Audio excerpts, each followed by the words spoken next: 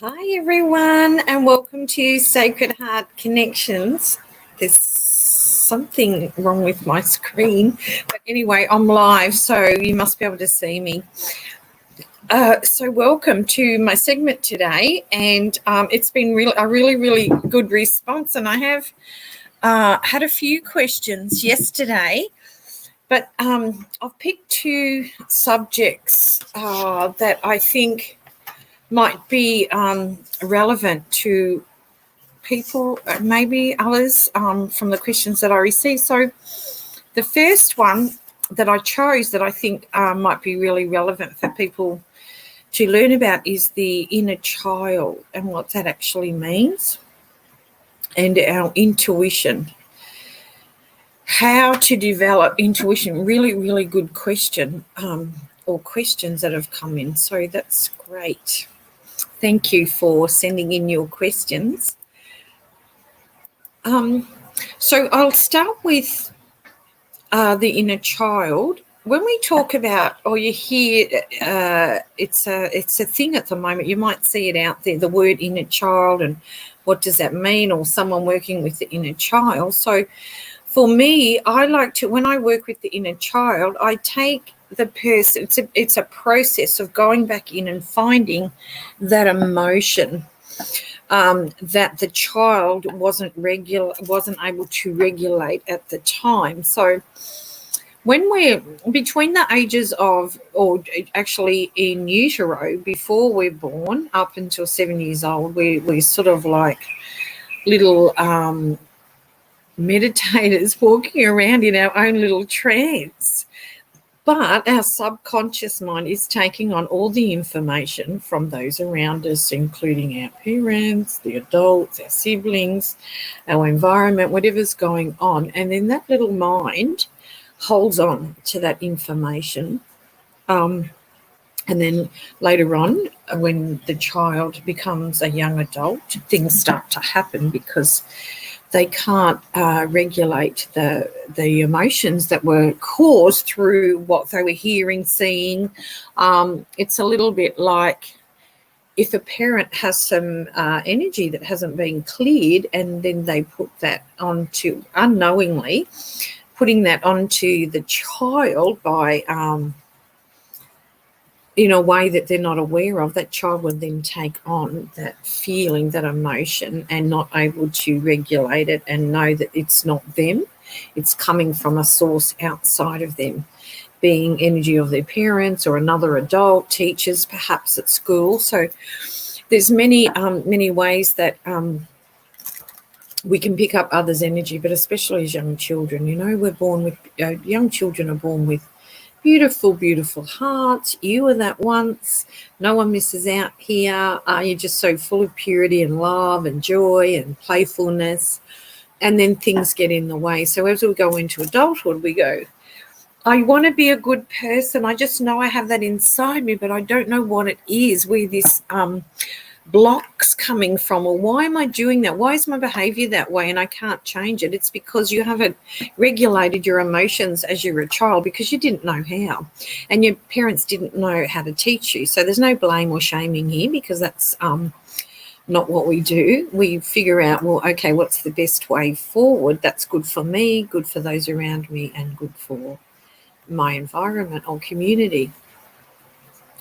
So with the inner child, when we go back in and we feel into the energy, the emotion of the feeling, the thought that comes with that, what happens is we can go work with it to give that emotion a name.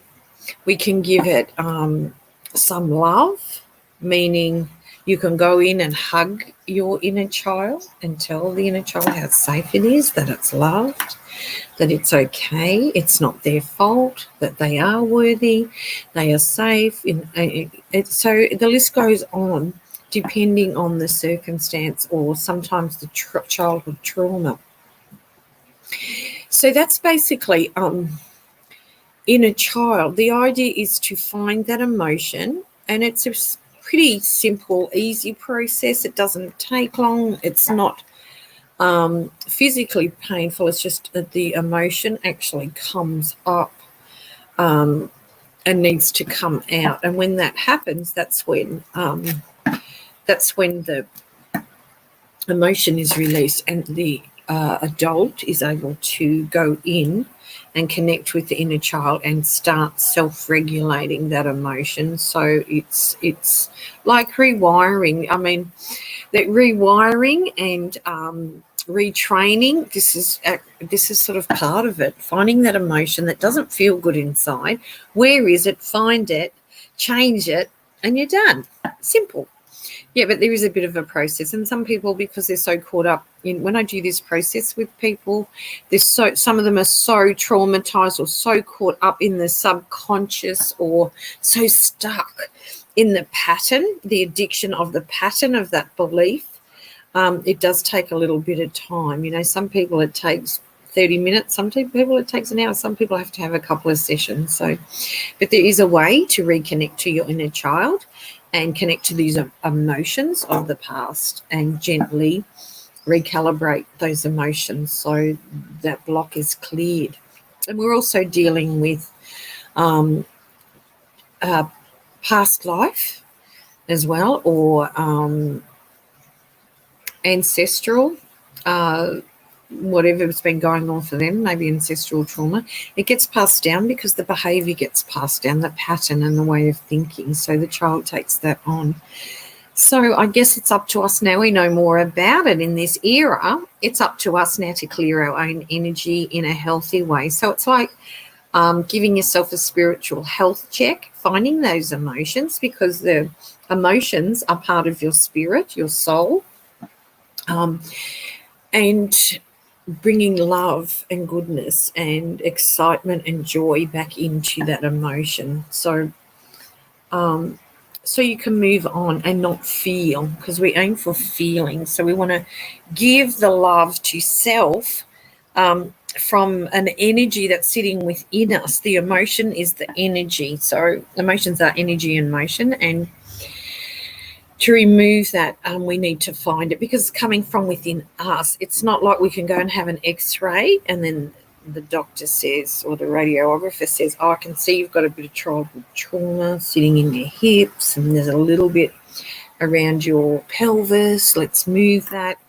That's not how it works, because we are so powerful, and epigenetics says this as well, so we can go in and we can, on a cellular level, we can recalibrate, we can change our cells, we're so intelligent, we can even change our DNA. So that's a beautiful thing. And look, science has proven this, so, and I believe it because I actually do it. My childhood wasn't, a bit of disclosure here, wasn't exactly pleasant, and things happened to me as a child, which were very traumatic, but I managed to learn how to, for the good of myself and to live a happy life, I had to learn how to recalibrate and find those emotions that were stuck, making me stuck, because it affects your relationships. So if we don't find that trauma or that emotion that's keeping us blocked, we'll jump from we'll do things like jumping from one relationship to another, maybe not having relationships, as it has an impact on our social life. It has an impact on our children if we have children. So there's many things that can happen if we don't learn and understand this higher intelligence, actually higher emotional intelligence. So I hope that's helped with anybody that's seeking simple ways of how they can tune in. So I call it tuning and aligning. So you're tuning in. The bottom three chakras are where we carry those emotions of the past, and then it's about bringing them up. So it's up through the heart and up, and out they go through the top of the head for purification. And then we come back down, we bring that back down into the heart, and we find an emotion of love that sits under love, like peace and harmony, joy and playful, and we work with those emotions. So you've reset something from the past and you've come into consciousness. So that's sort of a little bit about consciousness as well. So the next question I'll move on to the next question was how do I develop my intuition? So developing your intuition actually is part of that, because your intuition, if you broke it down in a word and you wrote it down, it's into you, like into me.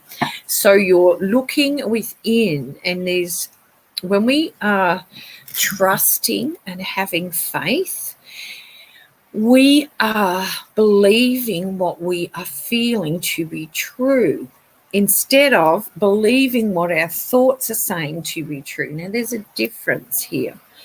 Your intuition, you're into you, or you can say you're tuning into, or you're channeling into your intuition, is your consciousness. It's the inner wisdom, the knowing that you are connected, knowing when you have a thought that doesn't align with what you want to create in the world, that's just a thought. It's not you. It's something else that's trying to push its way into you to disconnect you from your intuition. Yeah, so I hope that makes sense. Excuse me, the way that I've described that, but your intuition will always guide you to the right place. Your intuition is always full of love and joy and excitement. It inspires you. So inspiration is in spirit.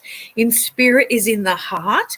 The heart is your connection to your soul, to your spirit. So that's sort of how it works. So if you're wanting to make a decision about something in life, perhaps a relationship, or you're planning on moving, you're planning on maybe changing jobs, you would trust that what you are receiving, that is filling your heart with joy, is true and correct. So if it makes you feel heavy, or it makes you feel tired, so does it tire you?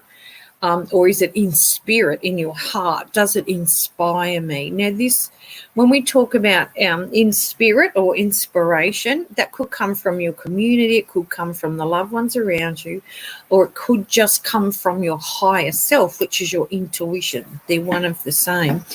The higher self will let you know it by lighting your heart up with joy of inspiration when you are on the right path. If you're not on the right path, you will know by the way that you feel. There's an emotion in there that makes you feel heavy, not good. It makes you feel tired. So this is how we develop our intuition, by learning the wisdom that we have inside. If you're wanting to know a little bit more about that, just reach out and in the comments, or ask me at another time, send me a message, and I'm happy to elaborate more on that. There's an analogy that I like to use for myself in my meditation, and that is how my heart, does it make my heart sing, or does it not? If my heart is singing with joy and it feels lit up inside, it's a yes. If it feels heavy and you feel tired, and maybe even your shoulders might come in a little bit, your body is telling you that it's a no. Your body is highly intelligent. Now remember that our cells are very intelligent. That's our spirit.